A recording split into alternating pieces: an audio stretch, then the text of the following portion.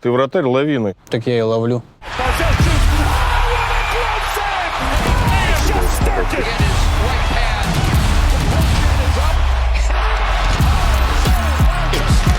Тогда английского у меня особо нету. Паша Бучневич там надо мной подшучивал. У него тоже английского-то не особо много было. У вас есть общекомандный чат. Артемий Панарин ходит с кнопочным телефоном. Алису добавили. Мне бросали в голову без шлема. Как так?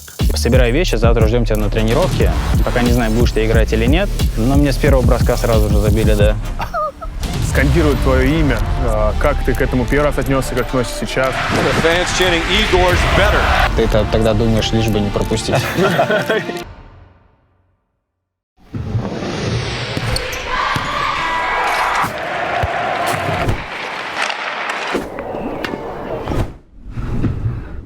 Игорь, скажи нам, пожалуйста, а что значит быть вратарем Нью-Йорк Рейнджерс? Ну, это огромная ответственность, и я думаю, это мечта многих вратарей. По крайней мере, просто сыграть в НХЛ матч, но когда ты играешь за клуб оригинальной шестерки, я думаю, это выдающийся. Оригинальные шестерки. Шестеркин в оригинальной шестерке. Да. А ты в детстве видел вот такой свой путь туда, в НХЛ и именно в Рейнджерс? Не, я просто хотел хотя бы выбиться в первую команду. Это уже было достижением бы. Так, шаг за шагом, то есть никаких там суперцелей я себе не ставил, просто каждый день приходил и работал. Подожди, а ты вот, в детстве вот ты рос, ты следил за российским, советским чемпионатом или за НХЛ? Кто-то из вратарей тебе, может, нравился? Ну, я, как уже много раз говорил, мне Лунквист симпатизировал. Изначально, да, с детства? Да. Так, я даже приезжал в магазины и пытался себе там экипировку купить той же фирмы, что и у него, чтобы, подражать. Вот, но денег на нее не хватало, поэтому... Поэтому в крыльях выдавали форму? Да, но это выдавали-то вообще по детству. Потом, когда уже более-менее постарше становился, уже как бы одну на вырост мы купили. Вот я в ней там 3 года играл. Родители приезжали в Нью-Йорк, вот они на трибунах, это не мама стояла там, скандировала: Игорь, Игорь? Они, так получилось, что у меня же день рождения в конце декабря, и у папы на работе отпуск как раз получается, конец декабря и начало января. И вот они прилетели ко мне в Нью-Йорк первый раз, а я еще тогда в АХЛ был, в Хартфорде. Вот, и получается, они приехали ко мне, они посмотрели матч АХЛ, мы отметили день рождения мой, потом Новый год. Ну и там, получается, 3 часа где-то до Нью-Йорка на машине. Меньше. От Хартфорда 3 часа примерно. 2,5. Да. Вот. И они такие: давай съездим. Хочется хоть Нью-Йорк посмотреть. Вот. Сели в машину, поехали. Приехали, получается, в город. И мне раздается звонок от генерального менеджера. Говорит, что: Игорь, мы собирай вещи, завтра ждем тебя на тренировке. Пока не знаю, будешь ты играть или нет. Но в ближайшее время там пару тренировок и сыграешь игру. И так получилось, что родители должны были улетать 5 числа, и мы поменяли билет на 8 число, потому что 7 игра была. Рождество такое им, да? Да. И вот получилось, что они посмотрели матч. Слава богу, мы победили. Начало у меня было, как всегда, 2 броска, 2 гола. Да ладно, серьезно? Но мне с первого броска сразу же забили, да. Now Burakovsky for Samuel Girard. He'll wind it in front of bodies. They score! It pinballs in, possibly off JT Compher at the side of the goal, and Colorado is off and running. Starting to close the gap. Puck's going to go in deep. Там было 3 броска, 2 гола, и я так косо посмотрел как бы в сторону скамейки, потому что в России там некоторые тренеры могли бы уже поменять. Да. Но тут спасибо как бы тренеру нашему не поменял, и как-то у меня адреналин весь подутих, и я просто как бы постарался доиграть уже как бы, если уж поменять, значит, такого судьба. Ты в той игре передачу, по-моему, отдал. В той игре ты передачу. У меня самое первое действие было, это я под красную линию отдал точно в крюк подкидку. Center was off Compher all the way back in. Shesterkin gets a rise from the crowd as he handles out the center for Capo Caco, who throws on the brakes. Lays it back. Lindgren's shot Fought off and covered by Grubauer. Вот, и мне говорили, что я мог бы стать первым вратарем, который сначала отдал передачу, а потом только сейв сделал. Ты как-то, знаешь, Марио Лемье так начинал. Он первый раз ступил на лед, первый раз коснулся шайбы, сразу забил. Это Ну тоже. и Кучер такой же, И получается. Кучер, да. Здорово. Здорово. Ты что там? Тещин язык гадаешь? Нет, злые языки. Сканворды. Вот тут стопорнулся немножечко, пытаюсь понять. Средства для улучшения настроения. Ну, сайт «Скользкий лед». Тут 3 слова надо одно. Не подходит. Ну, как не подходит? Там на сайте все есть. И расписание новых роликов, и для новичков отличные бонусы. Да и для бывалых там куча всего интересного есть. Ну, не подходит. Да как не подходит? Ты попробуй. Не было у тебя такого искусства остаться в России, попробовать стать здесь топовым вратарем и потом уже уехать в НХЛ? Но у меня всегда была мечта уже, когда в Питере я играл. Наверное, с 3-го сезона я вот начал получать много игрового времени, там пополам с первым вратарем. Была у меня цель уже поехать в Америку, несмотря ни на что. То есть там, никакие контракты, как бы, какие не предлагали, то я не рассматривал это. То есть была цель туда поехать, попробовать, посмотреть, что выйдет из этого. Попробовать посмотреть или приехать и стать? Ну, я туда просто ехал, как у меня было желание попробовать свои силы там.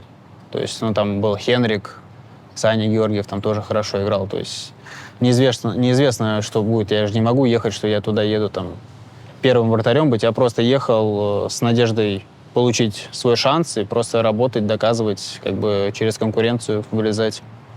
Ну, это интересно, потому что такое ощущение, что ты так в дверь ломился закрытую. То есть ты приезжаешь в СКА, где есть Коскинен, где есть до этого Салах, Хельберг. Ты едешь в Нью-Йорк, где есть Хенрик и тот же Георгиев. А И Георгиев был до тебя разве? Да. Да? Ну, тоже через АХЛ, как бы.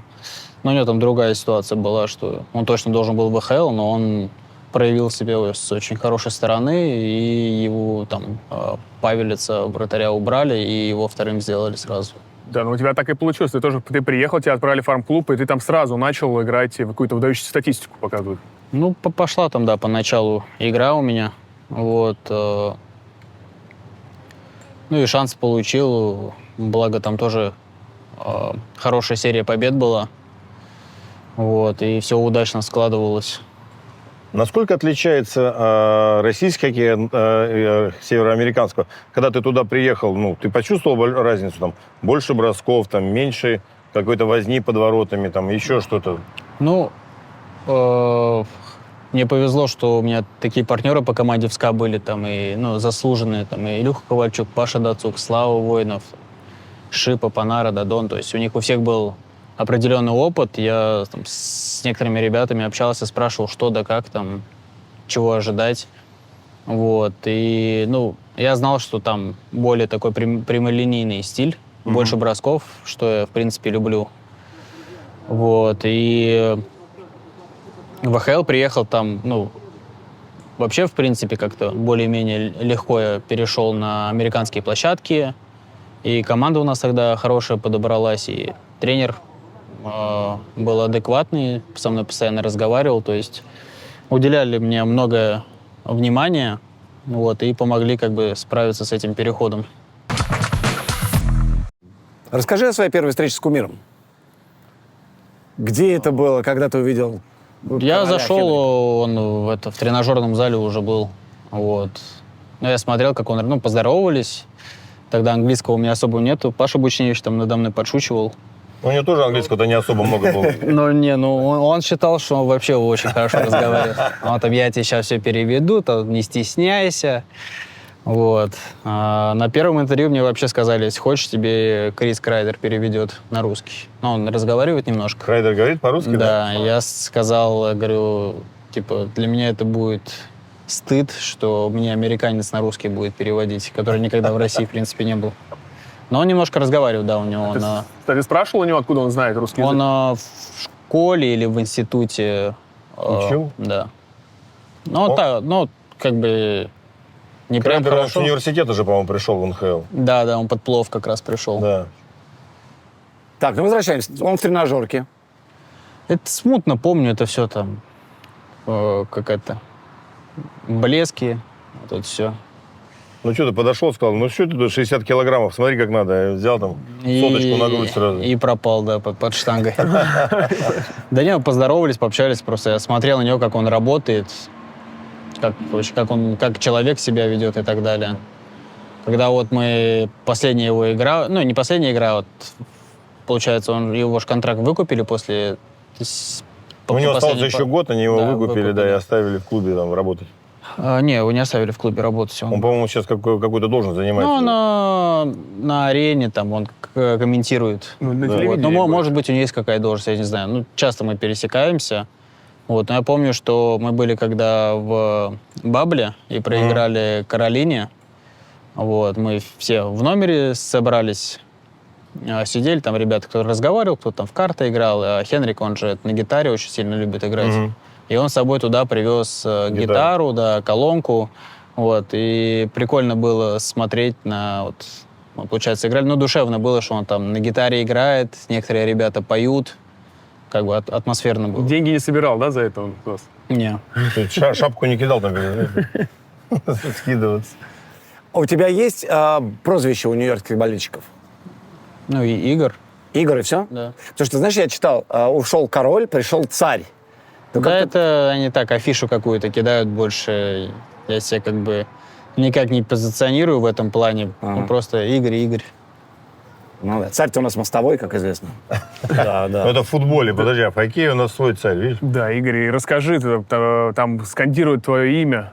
Как ты к этому первый раз отнесся, как относишься сейчас? Это тебя мотивирует или что-то еще? Это, да, и мотивирует, и придает сил, уверенности.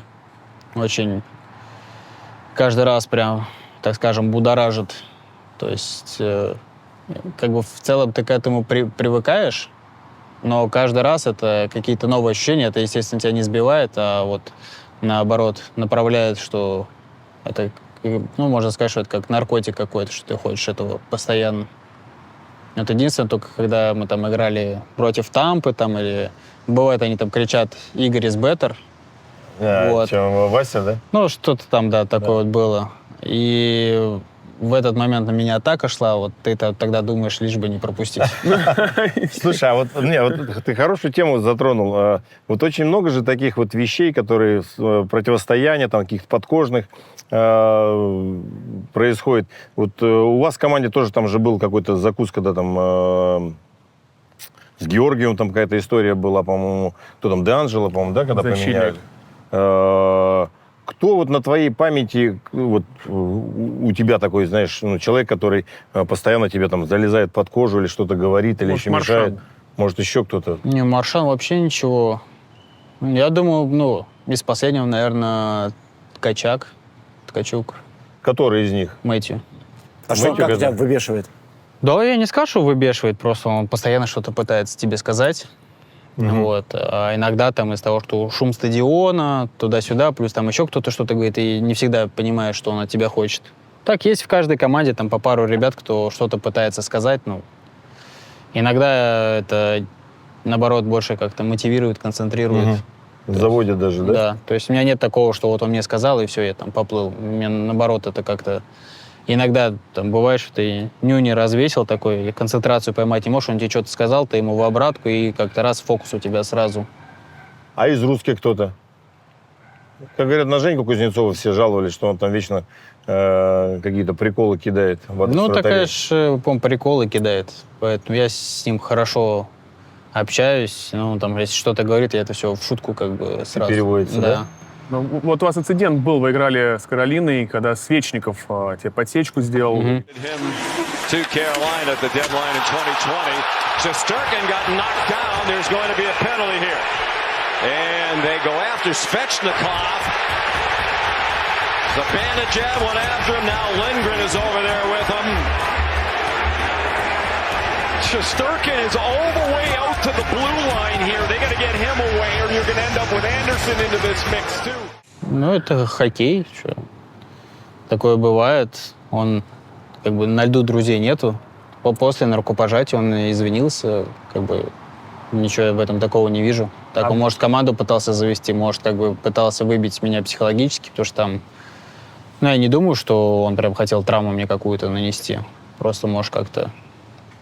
Ну, а частенько такое бывает, что вот на вратаря там, ну, специально кто-то едет, там, тормозит, там, стружку в Ты глаза сам рассказывал, пускает. что бросаешь всегда, ну тогда бросал Гашку в голову. Ну, это нет, бросать в голову, да, это нормальная история. Ну, слушай, вратари тоже отвечают, там где-то могут картинно упасть. У тебя такое что-то происходило, нет? Ну, прям картины нет, ну, касание есть, и ты просто как по Ты инерции все идешь. сразу, да, там, Ну, как в индийских Ты в фильмах, да? надежде, что дадут Получше удаление? даже. Ты в надежде, что удаление дадут за это? Да.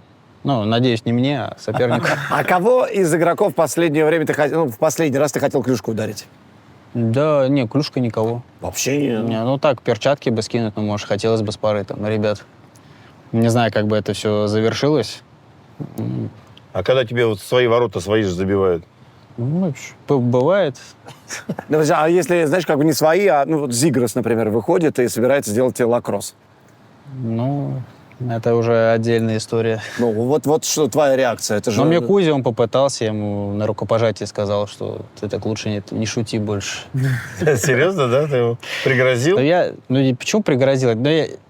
Я не знаю, почему так раздули эту ситуацию. Как бы я, в принципе, ничего такого против лакросса не имею. Красивый элемент туда-сюда, но это уже больше, как бы, в моем понимании, не особо хоккей. Это уже что-то там, как матч звезд, красота.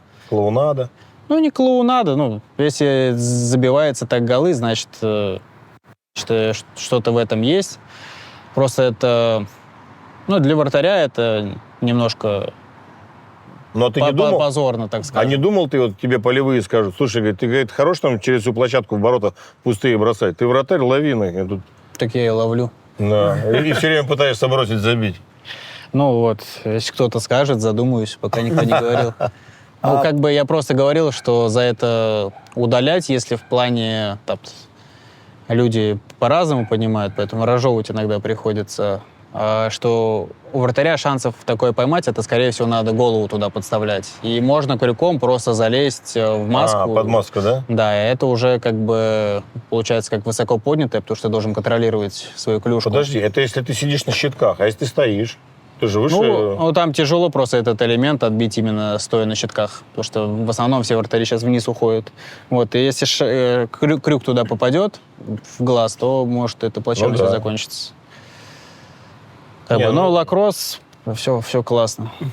Ну, подожди, но в голове ты держишь, да, когда ты выходишь против Анахайма играть, что у тебя такие могут быть приколы, поэтому надо как-то совсем Ну, по-другому себя вести. естественно, да, и против Каролины там свеча же. Да, тоже То есть ты анализируешь, кто что может сделать, от кого можно что ожидать. Допустим, против Вашингтона играешь, знаешь, что надо видеть, где Саша находится, потому что он с любой позиции в секунду бросит, и это все анализируешь, да, ну, это не всегда получается, но в основном, когда какие-то суперзвезды выходят против тебя, ты как бы на чеку находишься. Слушай, вот я, знаешь, как бы хотел спросить тебя, когда Георгиев ушел в Колорадо, как-то ты выдохнул, у вас все-таки конкуренция была за первого номера с ним, вот он ушел туда, и тут у вас появляется Квик, и он достаточно прилично играл. Ну, сначала Халок был. Халок был, а потом... Да, потом вот с этого сезона Квик. Насколько на тебя вот конкуренция влияет? У меня получалось, что всю жизнь в конкуренции, поэтому Ну да, я вот тут... конкуренция — это хорошо, и через нее ты растешь. Как бы я не сказал, что я там выдохнул что-то. Саня хороший вратарь, и он за счет своей работоспособности делал меня лучше, потому что ворота делить мы не хотели, так скажем. У вас отношения нормальные были в жизни? Ну, мы особо так не общались. Не дружили, да? Ну, прям другом я не могу назвать, тут товарищ, да. У вас есть общекомандный чат. Артемий Панарин ходит с кнопочным телефоном. Как это монтируется все? Как он узнает о том, что... Алису добавили. Алису добавили. Ну, если что-то происходит, у него как бы iPad есть дома. Вот, ему там заранее надо на iPad инструкцию скинуть. Ну, то есть все это нормально воспринимают, то, что вот у него... Ну, поначалу- Или ему звонят специально? Ну, ему звонят специально. Звонят да. специально, да? Может быть, отдельный смс ему присылают. Ну, ему там, он мне рассказывал, что его то ли главный тренер, то ли генеральный писал сообщение, а он ему в обратку просто двоеточие и смайлик как отсылал, потому что, говорит, я пока начну, говорит, печатать, у меня всего 50 символов в смс-ке бесплатные. Ладно, себе-то он может позволить. Как устроена ваша раздевалка? Кто там король? Да у нас такого нет, все равны. Да, А есть кто-то, ну, теневой лидер там в команде? да все как-то свои, так скажем, вставляют все, что, как это сказать, 5 копеек.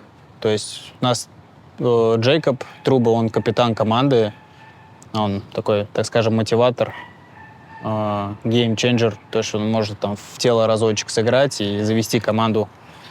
Трочек сейчас тоже очень хороший плов провел и в раздевалке себя как... Ну, в основном все ребята, которые вот взрослые, там, Мика, Крайдер, Троч, Панара, Труба. А как Квик, насчет Квик, Рэмпа? Квик. Рэмпы вообще в порядке, чувак.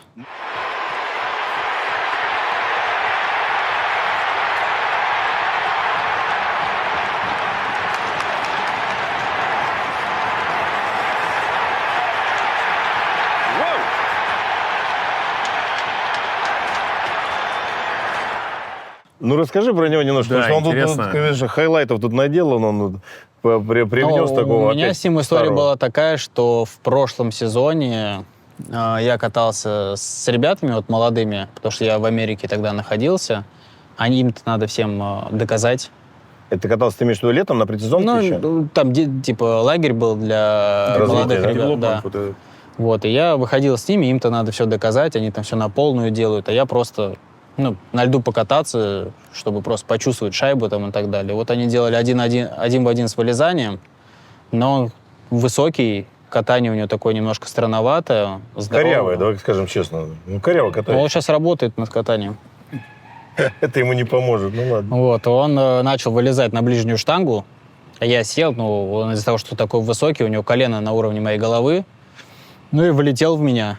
Вот, я сначала хотел преподать урок, скинуть краги, слава богу, не сделал этого. Вот. Но Ты за себя побоялся или за него? За себя, конечно. Но он очень веселый, дружелюбный парень на самом деле. В жизни? Да, я с ним очень хорошо общаюсь. Да, приятно прям с ним На общаться. его нахождение в команде он раскрепощает игроков? Я думаю, да, это больше как сопернику показывают, что лучше из потишка ничего не делать, потому что это может плохо закончиться, наверное, как-то так. То есть Слушай, у нас ну, Ривз был тоже там против главных звезд, как бы никто грубо не играл. Ну, ему-то набили бубен прилично там. Как он только ворвался, ему так... Но он Прошлись по нему. первую драку провел вот на стадионе вот этом, на открытом воздухе. Да. Вот, кстати. потом у него сразу вторая драка против очень сильного тавгая была в Филадельфии. Вот, в третьей ему там, да, я за него испугался, если честно. Там, против Оливера из Коламбуса. Я даже не знал, что он настолько хорош. Он еще топ-3, маленький, типа. да, но просто рэмпо он высокий. Но он такой, он типа без обороны Мгм. дерется. С открытым забралом идет, да? Да, у меня там товарищ один боксом занимается, он мне сказал, говорит, можешь его ко мне, пожалуйста, отправить на пару уроков? Говорит, мне страшно за него, что он без защиты вообще. Ну, ты ему посоветовал, подсказал? Ну, телефон тренера. Я ему сказал, я говорю, если хочешь, я говорю, вот тебе несколько бесплатных уроков могу дать. Он такой, да, спасибо. Я сейчас видел, что он там с каким-то бывшим тавгаем. Тренируется, да? Да, так что увидим, я думаю, пару драк в новом сезоне. В прошлом году у вас Кейн зашел с Тарасенко. Это было неожиданно, и казалось, что вот действительно команда уже сделана для того, чтобы биться за чашку. Давай про Кейна. Каким он запомнился тебе? Прекрасный человек. Как он зашел в команду? Сразу пью занес всем, выставился. Или только Панари принес? Не знаю, это надо у Панара спросить.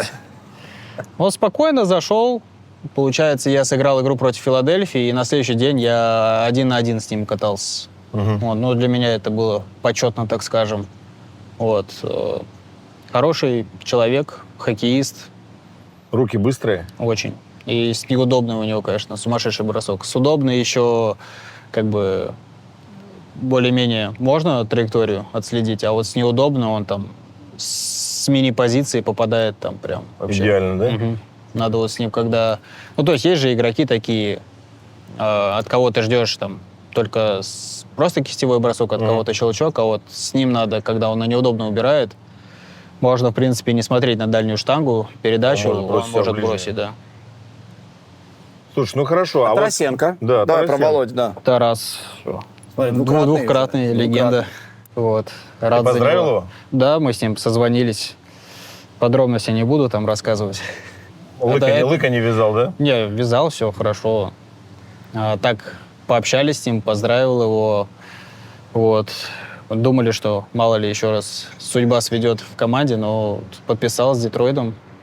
Так что хорошо, что не с кем-то рядом, потому что 4 игры против него играть вообще не хочется. У него бросочек-то приличный с Да. кистей-то. Володя кладет ее тут. Я удивился, когда 3 года назад нам Ватрана подписали. Я не знал, что у него такой сильный бросок. У Ватрана? Да, у него прям сумасшедший вылетает. И на первой тренировке он выезжает, бам, бросил. Я даже не понял, что произошло. Сетка была сильно натянута. Она Вылетела. влетела и вылетела обратно. Я такой раз по сторонам посмотрел, как бы его бросок был кистевой. И потом я уже как-то по-другому на него стал реагировать. Вот. А когда мы против них играли, я даже не замечал, что у него... не отмечал, что у него такой сильный бросок. Ну а что сильного в броске Тарасенко? Он, помимо того, что там сильный, но он без подготовки бросает, скрывает. Он без бросок. подготовки бросает, у него очень сильный, точный бросок. Мы с ним летом как бы тренировались, когда вот у нас сезон закончился, я его попросил побросать, и ты вот ему говоришь, мне, вот, пожалуйста, сюда. Все идеально там. Будет в одну и ту же точку бросать. То есть для вратаря на вратарский это супер идеально. А когда против него играешь, то немножко напрягаешься. Обздехиваешь чуть-чуть. Ну да, потому что он может с полупозиции как-то выйти, только вот у него доля секунды появляется, он может сразу хороший бросок навести. У тебя есть ощущение, что Рейнджерс с каждым годом все сильнее становится? И что вот следующий год ваш?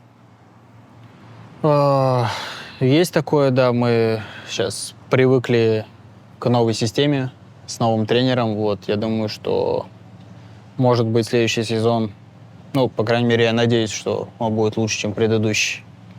Насколько Лавиолет изменил то, что было у вас до? Там кардинально поменялась система игры. Я к этой системе достаточно долго привыкал, потому что немножко некомфортно себя ощущал поначалу. А в чем разница? До этого мы играли там более агрессивно, и в зоне я примерно понимал, чего мне ожидать, где будут находиться мои защитники, откуда мне может быть бросок, какие могут быть опасные ситуации. А тут как бы система была 1-3-1, и мне пришлось перестраиваться, потому что, новые точки появились, откуда может произойти Могут бросок, броски, да. То есть то, что было раньше, этого уже нет, плюс мы поменяли систему игры именно в зоне, как мы играем. И как бы голову я себе ломал, как мне прийти, то есть и плюс я немножко там не в себе, так скажем, был в плане, что не мог найти свою игру. Угу. В начале сезона ты имеешь в виду? Да. Вот до декабря месяца где-то. И тяжеловато было.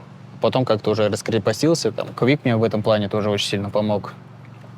С Квиком вы нормально общаетесь, он Да. подсказывает. У него все-таки за плечами пару кубка Стэнли. 3. 3 у него, да? Мы с ним хорошо ладим, да, общаемся. Он мне больше помогает, как вот просто человек, с которым можно на любые темы поговорить. Слушай, у вас за защитников в этом году отвечал Фил Хаусли. Вы как-то взаимодействуете? Для тебя это очень важно же, взаимодействие с защитниками. И ты говоришь, вот система поменялась. Совместные тренировки с защитниками проводите? Да, у нас отдельные тренировки были. Он очень много работает с защитниками. Перед каждой игрой он показывает видео против кого-то, наверное. Я точно не знаю, но в моем понимании, наверное, против кого они, скорее всего, будут выходить, что ожидать. Со мной общается, там иногда на русском Да, он, кстати, высказывается. у него много было русских партнеров по карьере. Очень много рассказывал про Жамнова, Да, историй веселых. Было. Но Боится ли он, очень приятно, что такие как бы игроки в прошлом и прекрасные люди у нас работают, и у нас прям коллектив был вместе с тренерским штабом прям на одной волне. А ты с кем-то познакомился из звезд шоу-бизнеса? Все-таки это Бродвей, это Рейнджерс немножко другая Да история. я живу за городом. Вообще никого не видишь? Я как-то больше такой домосед из-за того, что на выездах много находишься, когда приезжаешь обратно домой, как-то хочется с семьей больше времени провести, с ребенком. Так, ну, вживую только вот видел кто-то, там на игры приходит этот актер знаменитый, который играл в фильме «Заложница», Нем Нилсон. Лайм Нисон? Да. Ладно.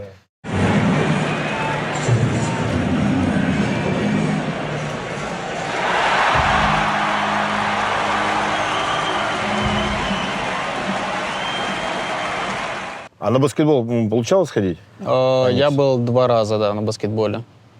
Ну, прикольный опыт, мне понравился. Ну, там звезд побольше уже ходят. То есть им там выделяют прям первые места на паркете. Вот, и атмосферно там очень. А сами с баскетболистами пересекались? У нас совместная база. Вот. База? Да. В НХЛ есть- Тренировочная. тренировочная? Да, тренировочная арена, ну, база. Вот, и у нас там... По стариночке так. У нас там ледовая и баскетбольная площадка, мы пересекаемся с ними, но я, по крайней мере, как бы никого лично там не знаю. То есть привет-привет и все. Наш общий знакомый Евгений Конобрий, которого ты тоже хорошо знаешь, рассказывал нам, что он общается с шайбой. Когда прилетает к нему ловушка, он с ней тогда достаточно мило говорит.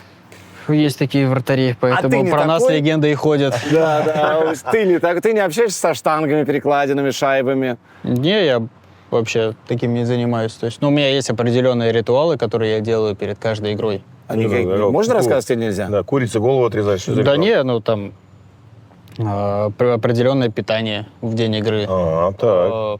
В определенное время ложусь спать. Сплю столько-то часов. Разминка одинаковая, как бы. Мгм. Что-то можете вывести из себя перед игрой? Ну, кто там нарушил твой сон, там, допустим, или там встал на пути во время разминки? Ну, вывести из себя нет, ну, как бы просто может подбешивать там, когда днем пытаешься уснуть, у нас, а там, допустим, уборщики ходят, громко шумят, или кто-то в соседнем номере музыку слушает громко. А если кто-то возьмет твою ловушку, клюшку, или там, как ты к этому относишься? Ну, просто пока никто не трогает. Да, в целом, я думаю, что все понимают, что к экипировке каждый относится по определенному образу, поэтому у нас как-то такого нету, что кто-то из ребят трогает. Ну, они могут спросить, и я как бы говорю, да, без проблем.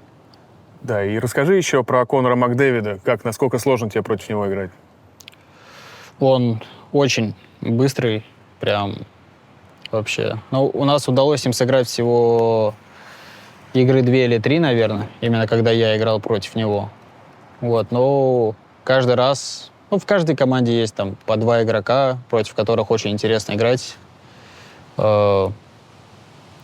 Макдэвид, наверное, да, один из лучших, против кого удавалось сыграть. Игорь, блиц, отвечай коротко или как хочешь. Лучший тренер за твою карьеру? Каждый, с кем поработал, всех люблю и всем благодарен. Ладно, какое было самое необычное прозвище и какое у тебя в команде? В команде здесь Игорь, а так шестеренка кто-то там пытался называть. Шестеренка? Да. Пытался называть, и ты все-таки поставил на свое место. Ну, не поставил на свое место, просто пришли к мирному соглашению.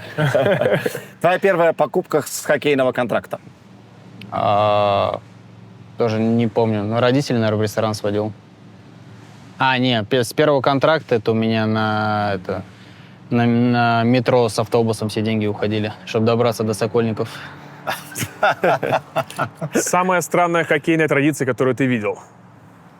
Яра Халок постоянно после каждой тренировки и игры чистит свою амуницию прям до идеала. А потом как это выглядит? После тренировки все, что ему там по щиткам попало, вот там черные отметки, он это все спиртиком, вытирает. Самое странное или самое нелюбимое упражнение у тебя?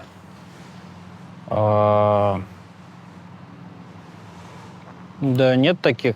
Есть как бы, ну, неудобно что-то делать поначалу, потом привыкаешь к этому. Может, ты видел у кого-то, у другого, что делал какой-то Но странный я видел, упражнение? что там по одному вратарю по голове клюшкой били. Я не знаю, может, это прикол какой-то был. Просто клюшку об шлеп разбили. Да, так все упражнения. Ты, если смотрел наш выпуск... у нас- Извиняюсь, перебью. Было у меня в сборной Москвы, мне бросали в голову без шлема. Как так? Ну, так вот, на Это вот реакцию. упражнение такое было? На реакцию. Тренер? Тренер вратарей, да. Я боюсь спросить, кто тренер был? Не могу рассказать. Потому что он потом найдет тебя. Потому что я без шлема хожу по улице. Ничего себе. Заключительный вопрос, который мы задаем всем. В чем сила хоккея для тебя? В любви к хоккею. Любовь к хоккею, это хорошо. Красиво. Спасибо тебе огромное. Спасибо. большое за время. Спасибо. Спасибо, спасибо. Это очень красавчик. Спасибо. Вот, кстати, хотел упомянуть одну историю в Сангейте. Давай. Упомяни, а у нас пока не выключена Когда мы камера. в волейбол играли? Да, когда вы сказали, да какой он чемпион. Ты так сказал? Конечно, мы их обыграли. Куда? Он они? олимпийский Не-не-не, чемпион это вообще-то. было, как мы играли в волейбол, и Бурый сказал, типа, вот чемпион играет, и вы... А мы тогда кубок выиграли со СКА. Ну, я третьим был. А ты третьим был тогда, да? И вы говорите, какой он, типа, чемпион, сидел на лавке. Так и получается, Васильевич мотиватор. Вообще, Наоборот, да. мотиватор. он подтолкнул. Смотри, как замотивировал. Правильно? А Всё, что и там что сразу- неправильно? сразу Я и уехал. волейбол потом ни разу не проиграл. Потом сразу как пошел. Я просто в нужную команду перешел по волейболу. Да. И все. Подпиши, пожалуйста. Это было, блин, это, Дам слушай, это эту майку с Рейнджерс. было серый еще конкурс. до пандемии мы ездили. Да. Так, ну а конкурс какой? 15 год. Прежде Это всего, 15-й год был, да?